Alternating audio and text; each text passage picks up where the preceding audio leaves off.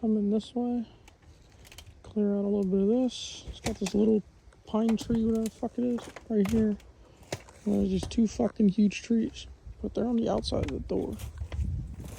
So I should be able to pull the car out between the two trees if you turn it a little bit. Come right out this way, right back in around. Pretty easily, without having to cut down a tree or something.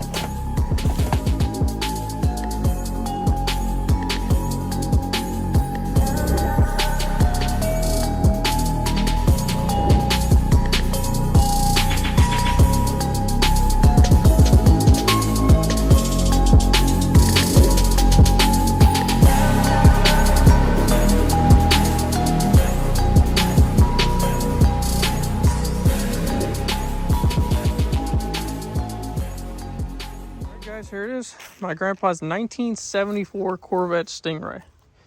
It's got a little small block 355 in it. It's got heads, cam, rods, pistons, crank, a lot of badass shit, and it's still a 4-speed stick car. It's got axles, differential, built trans, a lot of shit. Let's just put it like that. The car was built really badass back then for its time period. But today, we getting this thing out, getting it power washed up, and getting it ready for them. Haven't seen this car in forever. I've been waiting for this opportunity for so many years to get this car out of that little box he built for it over 30 years ago. This car was put away in 92. The car is a 74. I think it's like almost 50 years old. So we're going to try and get it up on the trailer nice and easy, nice and smooth, and get this thing all cleaned up for him. Hope you guys enjoy. All right, guys, so we got the car all loaded up, tied down. Let's take her over to the shop and assess what 30 years has done to this car over the years. Hopefully it's still structurally sound. There's a lot of plastic we noticed, like cracks and stuff like that, because, you know, it is old as shit. But for the most part, it should be a pretty fun build and restoration for us and for the channel. Big deal for us.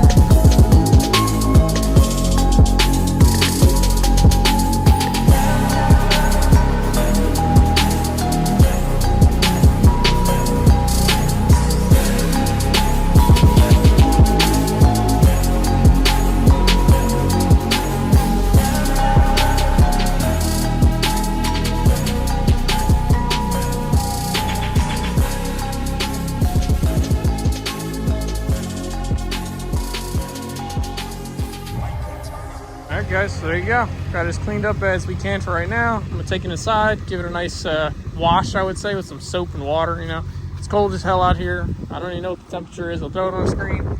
Here in New Jersey, it's starting to get cold, but the car has knocked off at least, I'd say, half of its lifetime sitting in that garage. These vents up here were the nastiest thing to clean out, and like the gas door and stuff like that. But I got a lot of this crap off, as you guys remember how it looked before. So yeah, we get this thing, get this tire fixed or whatever we got to do. Get it inside the shop. I'm going to put this car on the lift, and then my car will obviously just get back in under it for whenever we need to. But let's take a peek in here. Yeah. For its age and its time period, this car was really badass back then. It is a small block. It's got dual carburetors, dual 650 carburetors. It's got 23-degree heads. It's cams, long tube header. It's got everything you can do to a little 355 small block besides put it on the bottle, which is what I would do. But, you know, shit happens. But it is correct for its time period. As you guys can see all the nastiness in here. I'm going to have to plug off the carburetor and get in here with the power washer next. And next clip you guys will see is basically me getting the car inside. Getting ready to yank this thing off. Got all the air, tires aired up. This one's got a hole in it, so we can't do anything. So I tied it off, drag trailer out, pull the car in. Damn. Hard to realize this car was in such a nasty shape, I would say, when we first got it. And now to be looking like this.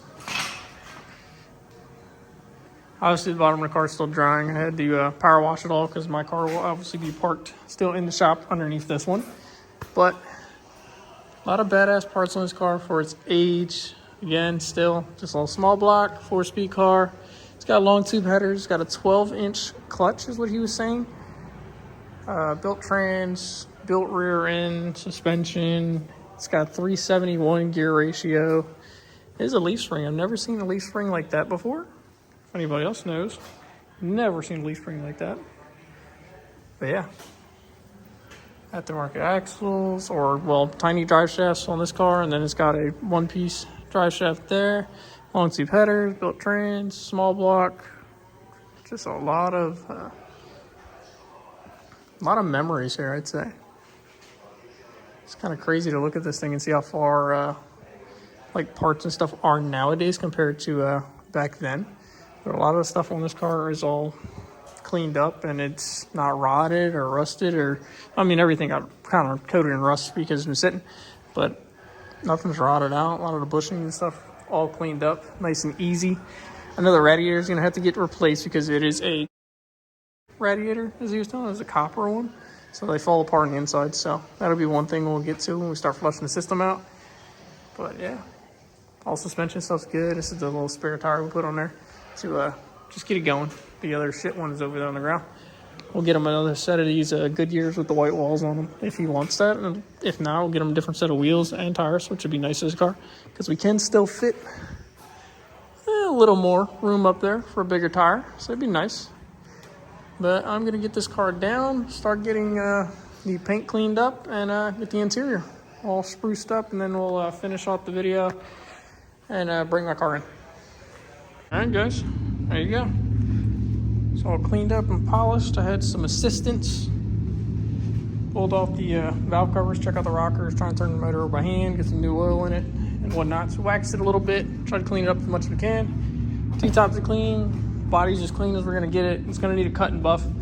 Pretty simple, pretty easy, but the interior did come around. If I can get it without the glare, there we go. Cover the light, but yeah. That too, but got a lot of rat's nest and just everything out of this car, so should turn out pretty nice. We'll get back to this another day and check you guys out on the next clip.